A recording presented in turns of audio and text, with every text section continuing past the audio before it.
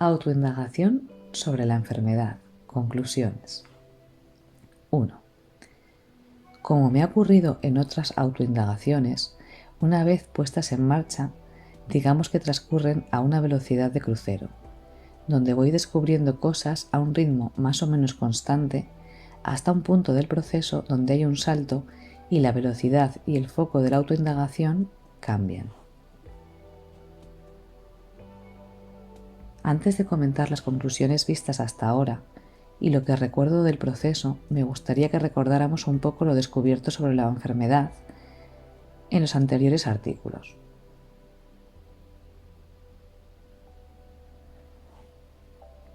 Cuando rechazamos algo, suele ser la punta del iceberg de otros muchos rechazos, aunque se expresen todos por el mismo cauce. En este caso, el rechazo a la enfermedad. Esto hace que pasemos por alto un montón de rechazos basados en unas creencias muy limitantes de las que ni siquiera somos conscientes y que son la fuente real del sufrimiento. 2. Lo que nos hace sufrir no es la enfermedad en sí, sino nuestra relación y pensamientos sobre ella. Y que este era el motivo por el que era importante hacer una mirada honesta y profunda sobre nuestra relación con ella. 3. Del mismo modo que la palabra bosque es solo un convencionalismo para referirnos a un grupo de cosas, pero lo único que tiene realidad son los árboles y las matas, la enfermedad es solo una convención social para referirnos a un número determinado de síntomas. Esto nos llevaba a darnos cuenta de que, hilando más fino, teníamos que observar nuestra relación con los síntomas.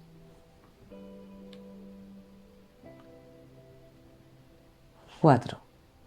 El desconocimiento de nuestra relación con los síntomas es lo que nos mantiene en la ignorancia de sentir nuestra propia plenitud y salud. 5.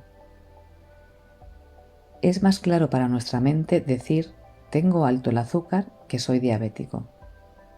Si nos fijamos, para hablar sobre el síntoma decimos tengo y para hablar de una enfermedad decimos soy. Con el síntoma parece que tenemos más claro que es algo que está ocurriendo a una parte de nuestro cuerpo. Sin embargo, al decir, por ejemplo, soy diabético, parece que es algo que nos define. 6. Lo que somos es lo que somos y ningún síntoma nos va a definir nunca. Los síntomas vienen y van y lo que somos permanece. 7. Lo habitual cuando tenemos uno o varios síntomas es que toda nuestra atención se vaya detrás de ellos. La propuesta que os hacía era cambiar el foco de atención a los pensamientos que surgen hacia ellos. ¿Son de ataque? ¿De rechazo? ¿Les culpamos de cómo nos sentimos?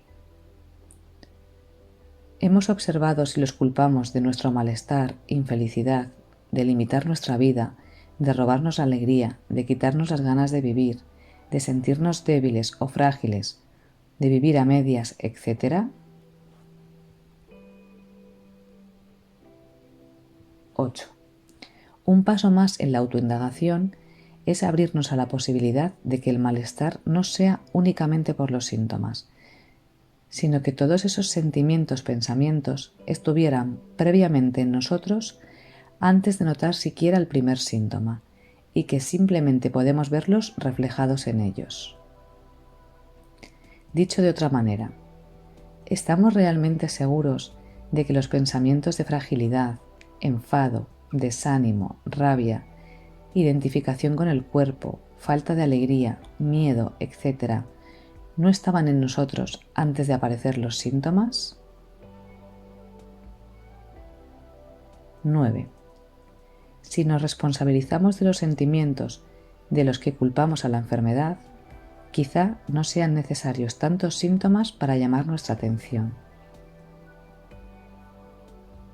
10. El mayor dolor no lo producen los síntomas, sino nosotros mismos diciéndonos constantemente tú no deberías sentir lo que sientes. Darnos cuenta de que nos estamos resistiendo a lo que sucede ya es parte de la curación. 11. El objetivo de la autoindagación no es para rechazar los síntomas o el dolor, sino para usarlos para aumentar nuestra conciencia sobre nosotros mismos. 12. Si usamos la espiritualidad para resistirnos a lo que sucede, se convierte en una aliada del ego. Da igual la herramienta que utilicemos: autoindagación, un curso de milagros, Ho'oponopono, etc. Si los usamos para resistirnos a lo que es, están al servicio del ego, y si las usamos para descubrir quiénes somos, están al servicio del ser. 13. Si somos honestos, la mayoría de las veces usamos estas herramientas no para comprendernos, sino para que las cosas cambien o nos dejen de doler, y cuando no sucede, nos desencantamos de la herramienta. No es que la espiritualidad no sea el camino para conocernos a nosotros mismos, es que solemos usarla para lo que no es. 14. La desatención de nosotros mismos es previa a la aparición de muchos síntomas. 15. ¿Cuántos días lleva una planta sedienta con la tierra seca antes de que se desplome y nos demos cuenta? La desatención de nosotros mismos es un síntoma mudo e invisible a nuestros ojos mientras nos vamos secando por dentro. La atención a nosotros mismos es nuestro mayor nutriente, es nuestra agua para la planta, y llegará un momento que si nos falta, tarde o temprano se hará evidente. 16. Es la desatención de nosotros mismos la que está detrás de muchas tensiones y estrés de nuestro cuerpo, porque en realidad desatendernos es cerrar nuestro corazón a nosotros mismos, y eso duele. 17. Intentar controlar lo que nos pasa en la vida lleva implícito un control que puede acabar en contracción muscular, tensión o diferentes malestares. 18. Tenemos la opinión de que la enfermedad es menos vida o que la vida empieza cuando ésta desaparece. Pero efectivamente es solo una opinión. De hecho, no parece que la vida esté muy de acuerdo con nosotros. A lo largo de toda nuestra historia, la enfermedad nos ha acompañado, y no solo a nosotros, sino a plantas, animales y a cualquier ser vivo. Pero por alguna extraña razón, nosotros hemos decidido que no forma parte de la vida, que es menos vida o que es un error. 19. Tenemos una idea preconcebida de que la enfermedad no es algo que podamos amar. Si tenemos este pensamiento en el inconsciente, tendremos muy pocas posibilidades de experimentar paz mientras estemos enfermos, y tampoco cuando la enfermedad pase, porque estaremos temiéndola todo el tiempo. 20. La enfermedad forma parte del ser vivo desde el principio de los comienzos, y rechazarla es rechazar a la vida y a nosotros mismos.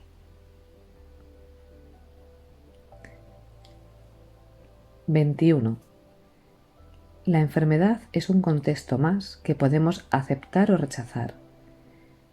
Es una de las miles de formas en que se expresa nuestra humanidad. 22. ¿Podemos asegurar que la felicidad excluye la enfermedad? ¿Acaso las nubes hacen que el sol desaparezca?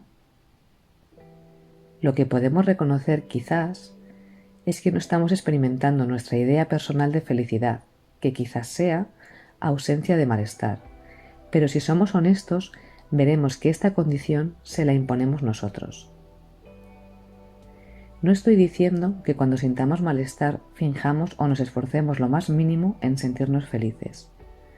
Lo que digo es que solo abrirse a la posibilidad de que la enfermedad no excluye la felicidad abrirá espacios en nuestra nube personal para que la verdadera felicidad la atraviese con sus rayos y nos calienten.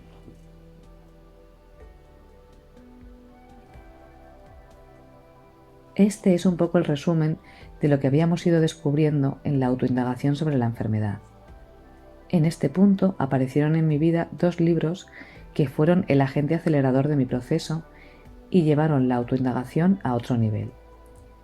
Amar lo que es, de Byron Katie, y El silencio sana, de Yolande Durán.